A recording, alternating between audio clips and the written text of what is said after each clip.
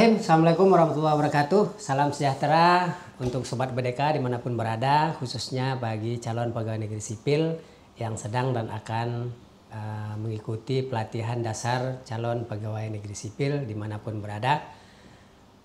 Bertemu lagi dengan kami dalam bincang-bincang santai. Pada pagi ini, kesempatan ini kita akan membahas terkait dengan PKTBT.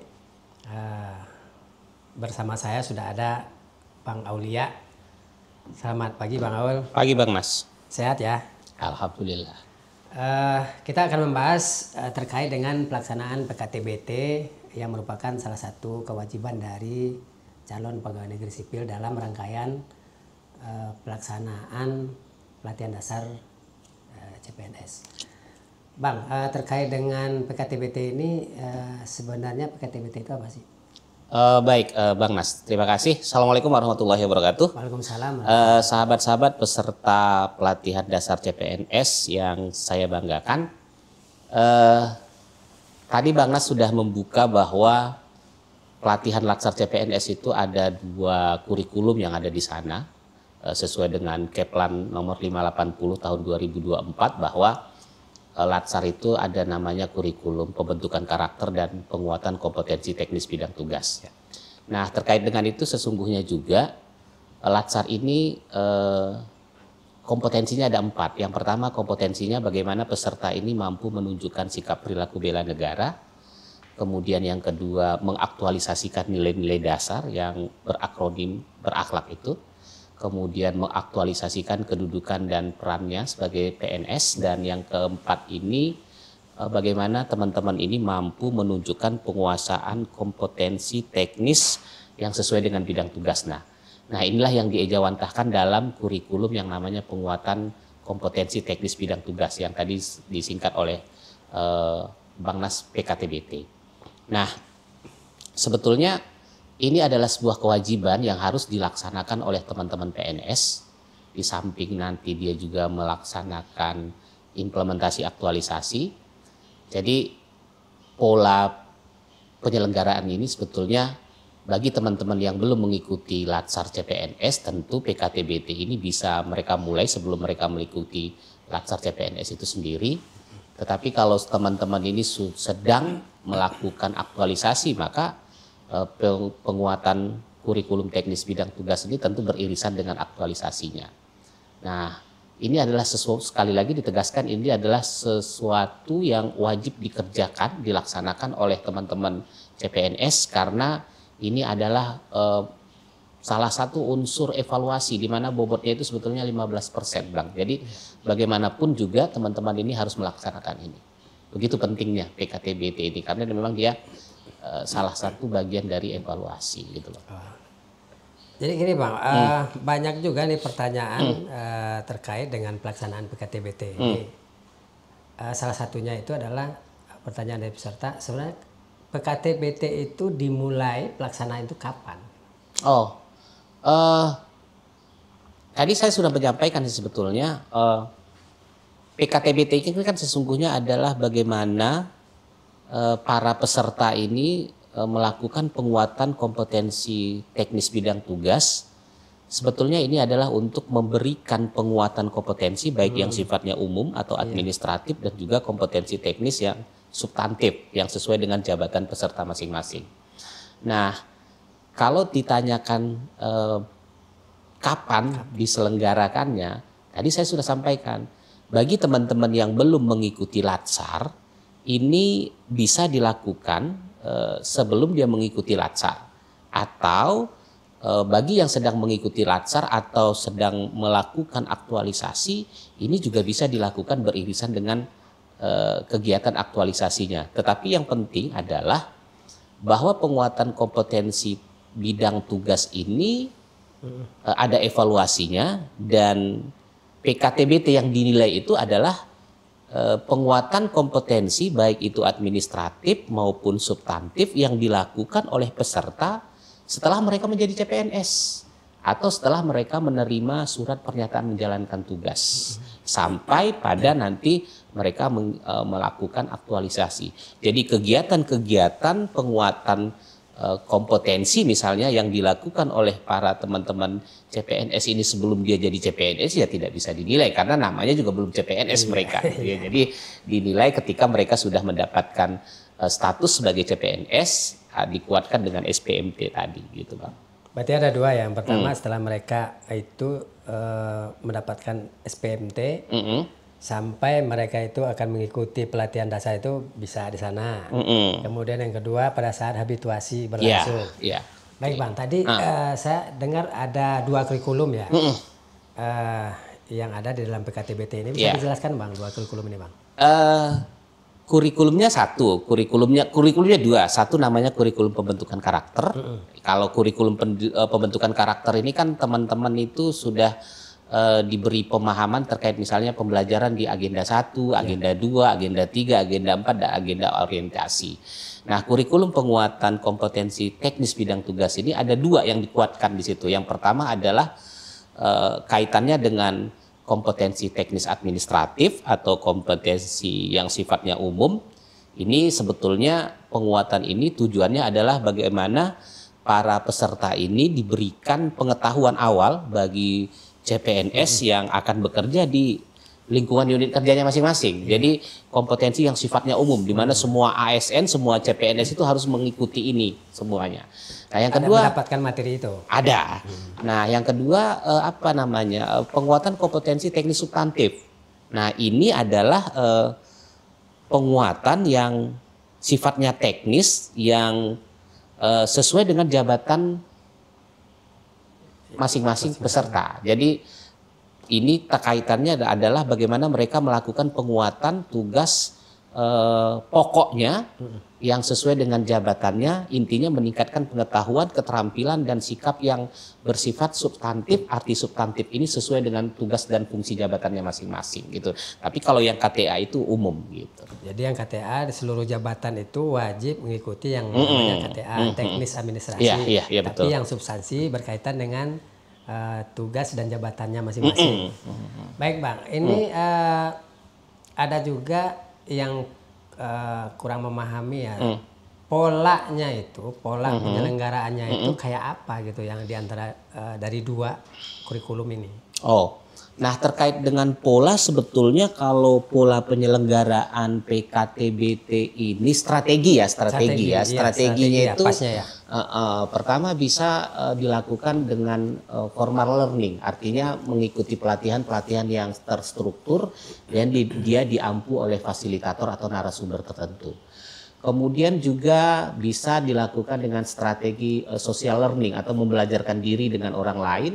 Misalnya coaching dan mentoring, kemudian juga bisa e-learning, ya e-learning itu pembelajaran jarak jauh, kemudian juga bisa penugasan di tempat kerja atau pembelajaran di tempat kerja. Jadi banyak sekali sebetulnya ada strateginya itu. Jadi silahkan dipilih yang memudahkan peserta saja, jangan mempersulit diri gitu. Artinya kalau ada misalnya kemungkinan atau bisa mendapatkan yang formal learning ya silahkan, kalau yang tidak ya nggak apa-apa. Yang terpenting adalah bagaimana kegiatan-kegiatan penguatan kompetensi ini bisa dilaksanakan dengan optimal gitu.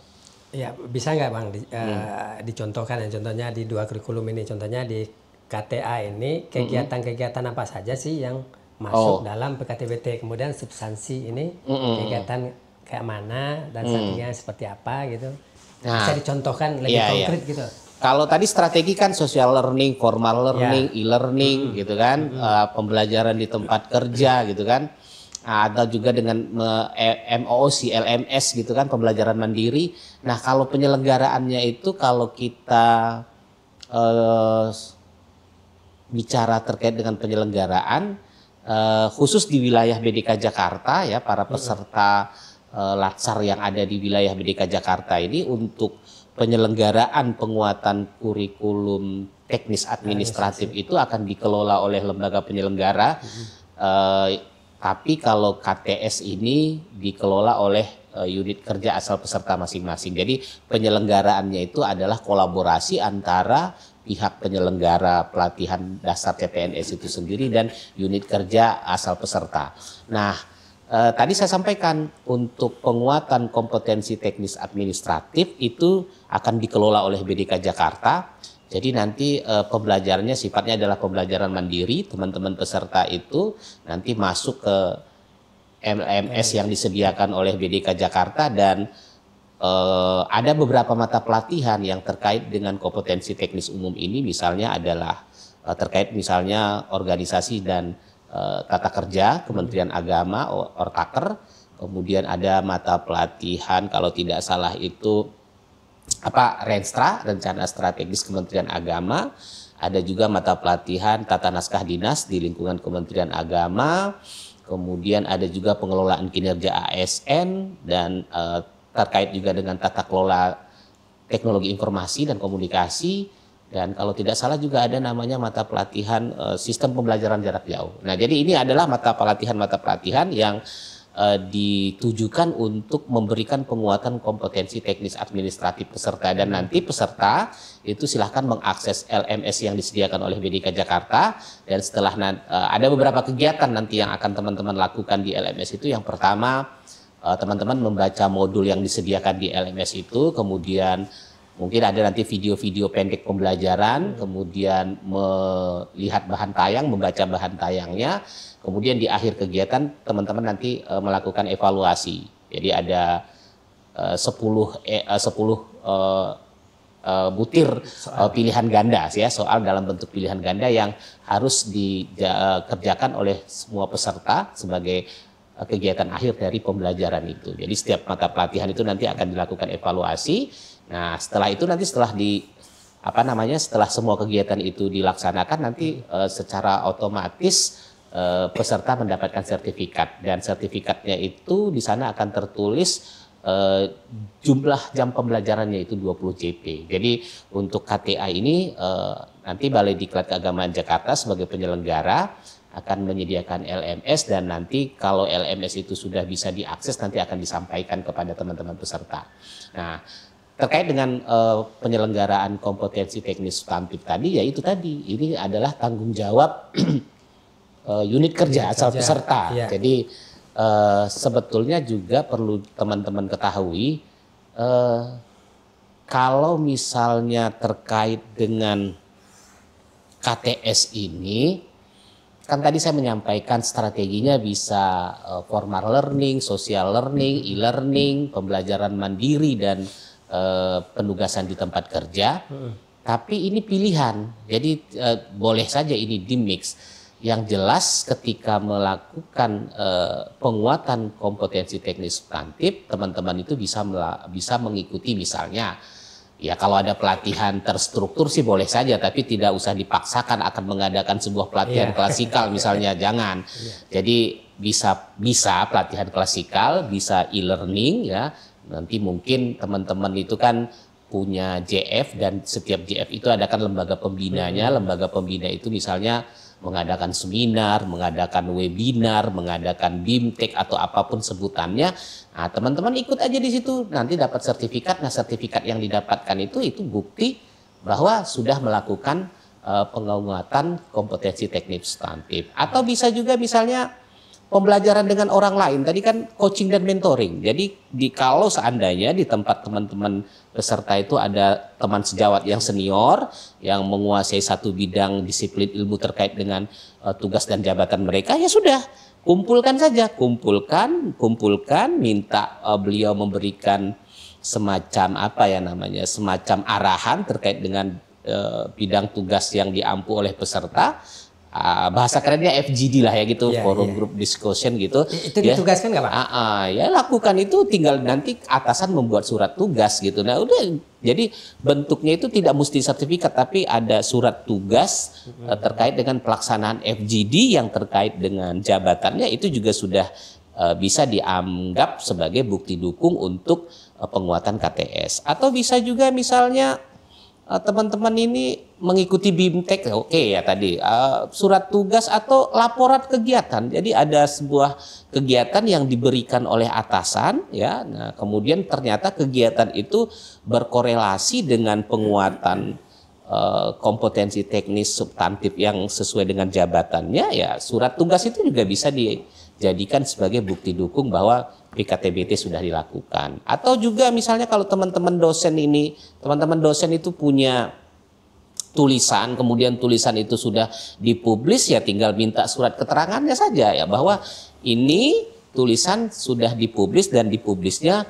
pada saat dia sudah menjadi CPNS gitu. Jadi banyak sekali strategi sebetulnya yang bisa teman-teman peserta itu cari. Jadi tidak usah bingung. Ini adalah sesuatu yang mudah sebetulnya. Tidak asal harus orientasinya BIMTEK, workshop, enggak, klasikal gitu enggak ada. Jadi orientasinya jangan. Ini ada banyak pilihan tadi ya. BIMTEK, klasikal, non klasikal, daring gitu kan. Seminar, webinar, kemudian termasuk karya tulis. Karya tulis ilmiah tadi yang sudah dipublis tentunya tapi ya.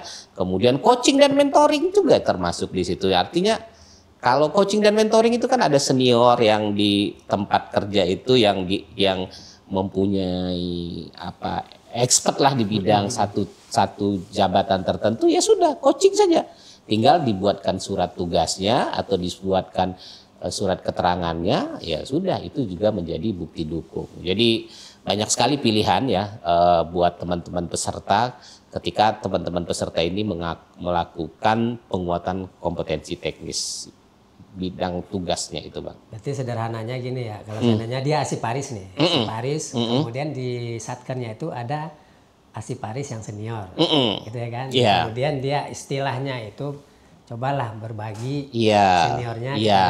Mentoring namanya mentoring. Itu bisa dijadikan sebagai kegiatan penguatan kompetensi teknis substantif. Itu kan kalau di KTA itu Bang, tadi saya dengar itu ada JP-nya ya? 20 JP. Kalau di teknis substantif? Nah, kalau di luar biasa pertanyaan Bang Nas ini. Kalau di KTA itu kan ada 20 JP, maksimal 20 JP itu sudah terpenuhi. Jadi kalau ditanya bagaimana sih pembobotan penilaian PKTBT ini, pembobotannya adalah kalau KTA itu 40% bobotnya maksimal, kalau yang KTS 60%. Nah, dari situ kan kita ketahuan nih bahwa yang ternyata yang paling tinggi itu adalah KTS karena ini menyangkut pengetahuan, keterampilan dan sikap yang terkait dengan tugas jabatan peserta. Oleh karena itu, ketika nanti melakukan penguatan kompetensi teknis substantif itu jangan hanya satu kali. Kalau cuma satu kali itu belum terpenuhi yang bobot 60%, ya minimal 3 kali lah ya. 3 kali coaching, 3 kegiatan. 1 coaching misalnya, 1 webinar, 1 surat tugas atau apapun sebutannya gitu. Jadi jangan cuma sekali. Ya minimal 3 atau boleh dikatakan 4 mungkin bisa lah gitu ya. 4 gitu ya. Karena passing grade-nya itu 70,01 dia.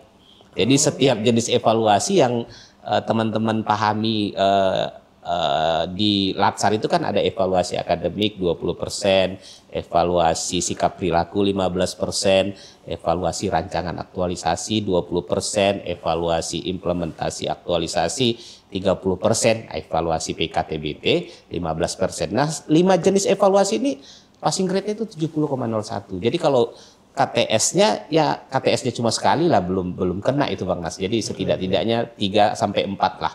Kalau lebih itu lebih bagus gitu ya. Tapi kalau KTA jangan nggak usah ditambah-tambah lagi ya. KTA kan tadi sudah sudah diakomodir oleh BDK. BDK akan melakukan itu dan situ sudah ada JP-nya dan itu sudah maksimal saya rasa ya 20 JP itu sudah nilai maksimal. Tapi kalau seandainya mereka nambah sebenarnya di KTA kan kita yang sediakan elemennya. Contohnya bagi guru nih, ada juga tenaga administrasi, contohnya guru ikut MOC yang berkaitan dengan jabatannya. Kan banyak tuh MOC sekarang ya, ada di Pusbangkom, SDMPK gitu ada. Nah, itu bisa diakui juga. Iya, bisa diakui. Itu kan khusus terkait dengan jabatannya. Berarti maksudnya si KTS. Oh, KTS. Gitu ya. Kalau KTA ini sifatnya yang umum-umum saja. Artinya yang semua orang harus tahu itu. Gitu ya. Semua orang harus tahu terkait dengan itu. Kan kalau misalnya di KTA, kalau bicara Renstra kan ya, kita orang Kementerian Agama jabatan fungsionalnya apapun harus ngerti nih Renstra Kemenak itu seperti apa, kemudian seperti apa sih tata naskah dinas di Kementerian Agama, terus bagaimana sih pengelolaan kinerja ASN, terus bagaimana sih pengelolaan TIK, bagaimana pembelajaran jarak jauh, bagaimana juga misalnya peta proses bisnis Kementerian Agama ini kan hal-hal yang umum, makanya dia disebut KTA gitu ya, administratif umum, dan semua orang harus tahu itu gitu. Gitu, Bang. Nah, ada Bang di beberapa satker itu setelah mereka mendapatkan SPMT, terus ada kegiatan yang dinamakan orientasi. Orientasi itu bisa seminggu, ada yang malah 1 bulan, malah 30 hari, ada yang juga 3 hari. Nah, itu bisa dikonversi nggak menjadi salah satu bukti KTS? Kalau dikonversi saya kira tidak ya, tapi itu diajukan saja sebagai bukti pengembangan kompetensi. Karena sesungguhnya nanti yang menilai, yang memberi penilaian terkait dengan penguatan kompetensi tugas ini adalah mentornya atau atasan langsungnya di unit kerjanya gitu. Jadi dilampirkan saja. Ya, jadi nanti ada cara melaporkan bahwa peserta ini sudah mengikuti PKTBT itu juga nanti lembaga penyelenggara kami di BDK Jakarta itu akan menyampaikan kepada teman-teman peserta itu ada satu form. Sebetulnya form ini ada di Keplan 580 2024 itu ada formnya, form pengembangan penguatan kompetensi bidang tugas. Nah, itu saja diisi, kemudian lampirkan bukti-buktinya. Nah, nanti pada saat pembelajaran klasikal bawa bukti itu gitu ya. Jadi bukan hanya kertas selembar nanti yang teman-teman bawa itu, tapi juga lampiran bukti dukungnya, baik sertifikat, surat tugas atau apapun itu. Jadi dilampirkan dia. Gitu. Dan tentu nanti kan mentor memberikan penilaian. Nah, penilaian itulah nanti yang akan diinput di sistem oleh penyelenggara. Itu dalam formulirnya itu udah ada penilaian dari mentor. Udah ada penilaian. Ada penilaian. Ya, ada satkernya. Mentor si satkernya gitu ya. Iya. Kalau teman-teman peserta ini mau tahu formnya itu coba di bagian akhir di Keplan tadi itu ada. Ya, jadi bisalah dibaca dulu. Nanti kalau misalnya ada pertanyaan nanti penyelenggara juga akan memberikan di LMS itu nanti akan disediakan juga form itu sehingga nanti formnya itu bisa teman-teman download dan udah isi saja, nanti diisi apa saja kegiatannya, bentuknya seperti apa, nanti ada petunjuknya kok, ada petunjuk pengisian formnya itu. Di KTS itu Bang berapa kegiatan dia itu sampai menemukan nilai itu minimalnya 70 gitu. Ya saya kira tadi yang 3 sampai 4 itu 3 sudah sampai 4 itu sudah. Tapi kalau saya kira ya kalau misalnya 3 4 lah ya, agar aman itu di 4 lah, 4 ke atas gitu ya, lebih banyak sih lebih bagus gitu. Tapi jangan sampai juga kawan-kawan peserta ini memaksakan diri untuk mengikuti penguatan kompetensi untuk mendapatkan banyak sertifikat, ternyata nanti aktualisasinya itu. Iya, jadi ketika dia berbarengan dengan habituasi. Ketika dia beririsan. Jadi kalau ada juga sih di pedoman itu disampaikan penguatan kompetensi teknis substantif ini paling banyak maksimal itu dilakukan selama 10 hari gitu loh ya. 10 hari baik itu secara terpisah ataupun tidak. Tapi yang perlu kawan-kawan pedoman itu adalah bukti dukungnya ya, bukti dukungnya. Jadi kalau webinar kan nggak mungkin sampai berjam-jam, paling webinar itu ya 3 jam gitu kan. Kalau surat tugas coaching itu paling lama ya juga 2 jam pembelajaran atau seperti apalah mekanismenya nanti pimpinan satuan kerja ya diharapkan memfasilitasi dan memberi dukungan kepada teman-teman peserta ini untuk melakukan penguatan kompetensi teknis substantif itu ya. Jadi kalau ada senior seperti tadi ya tolonglah ditugaskan senior itu untuk membimbing para teman-teman yang baru menjadi CPNS ini agar mereka lebih mendalami terkait dengan pengetahuan dan keterampilan dalam hal jabatan dan tugasnya masing-masing. Baik. Kalau yang berbau-bau dokumen contohnya kayak dosen tadi kan dia udah karya tulisannya dipublikasi pada saat rentang waktu mereka itu sebelum mengikuti latsar, tapi sudah dapat SPMT. Nah itu tidak diperlukan surat tugas atau surat keterangan dari ini, cukup melampirkan. Kalau melampirkan jurnalnya nanti kan ceritanya agak tebel jadinya kalau jurnal itu ya. Jadi mohon aja minta kepada atasannya masing-masing surat keterangan gitu loh. Atau pengelola jurnal, atau ya bisa juga di foto cover jurnalnya ditambah dengan surat tugas gitu kan cukup. Jadi nggak usah juga jurnalnya itu yang berhalaman-halaman itu dibawa gitu loh. Nggak usah. Jadi cukup sebagai kalau begitu ya. Kalau seandainya dia ikut webinar, gitu ya kan. terus dapat sertifikat, udah sertifikatnya Sertifikatnya aja. saja. Tidak perlu minta Tidak perlu. penugasan. Eloknya sih betul pakai surat tugas gitu ya, karena bagaimanapun juga kawan-kawan peserta latsar ini, kalau kawan-kawan melakukan sebuah kegiatan ya setidak-tidaknya atasan mengetahui gitu loh, jangan nyolong begitu saja gitu ya. Tapi kalaupun misalnya tidak, ya cukup sertifikat saja, tapi alangkah lebih baiknya ada surat tugas segala macam gitu, agar dia betul-betul otentik dan valid ini bukti dukung. Karena kan nanti yang dilihat itu bukti dukungnya. Tapi sekali lagi yang menilai adalah mentor. Gitu. Kalau yang KTS, yang KTA otomatis tuh. Iya, KTA otomatis kan keluar sertifikatnya, nanti teman-teman dapat langsung dan gitu. Dan itu diselenggarakan oleh BDK. Iya, betul. Insyaallah gampang itu, kapanpun akan seperti teman-teman mengikuti MOOC lah, itu bisa diakses selama 24 jam. Iya, sehari ini saya cuman maunya mata pelatihan ini, nanti kalau lagi nyantai mata pelatihan ini, pokoknya ini harus selesai sebelum klasikal gitu ya, sebelum masa klasikal itu. Sebab kalau masa klasikal kan teman-teman sudah di balai diklat gitu ya gitu ya. Jadi berarti kalau mereka nanti pada saat klasikal tidak bawa bukti-bukti itu, yang 15% itu 15 kosong ya? Iya, saya kira ya, Bang, ya? Sangat berpengaruh itu, nggak lulus jatuhnya. Nggak lulus. Saya pastikan nggak lulus CPNS-nya ya, karena itu bobotnya 15%. Dan ini wajib gitu loh, wajib gitu loh. Betul. Baik Bang, ini kayaknya menarik ya. Sebenarnya sudah dibahas tuntas ya terkait dengan PKTBT ini. Sederhana sebenarnya kalau seandainya teman-teman itu membaca terkait dengan Keplan yang tadi ya Bang sebutkan. Di sana kan juga sudah dijelaskan. Ya. Nah mungkin secara teknisnya kalau seandainya ada yang masih kebingungan ya, mudah-mudahan informasi ini bisa membantu untuk mereka ya Bang ya. Ya ini kan teman-teman ini orang-orang brilian gitu ya. Generasi Z lah gitu, gampang mereka memahaminya itu. Saya yakin itu. Cuman sekali ngomong aja mereka udah paham itu Bang Mas. Siap. Kalau gitu mungkin itu Bang ya, pembincangan kita pada pagi ini ya. Mungkin di lain waktu kalau seandainya ada hal-hal yang mungkin bisa dijadikan sebagai informasi kepada para peserta sebagai salah satu bentuk pelayanan kita akan bincang-bincang lagi. Oh ya, satu lagi nih, saya lagi mumpung ingat nih Bang Mas, terkait dengan misalnya RABN. Ya, RABN itu kan ada penugasan juga. Nah nanti itu teman-teman peserta itu juga harus bawa pada waktu klasikal. Dan itu kan yang menilai mentor, ada para mentor itu. RABN ini kayak mana? Rancangan aksi bela negara ya. Jadi implementasi aksi bela negara. Ya, jadi teman-teman itu, jadi form yang dibawa itu nanti form implementasi nilai-nilai bela negara sama yang PKTBT, tapi yang wajib itu PKTBT ini. Baik Bang, terima kasih.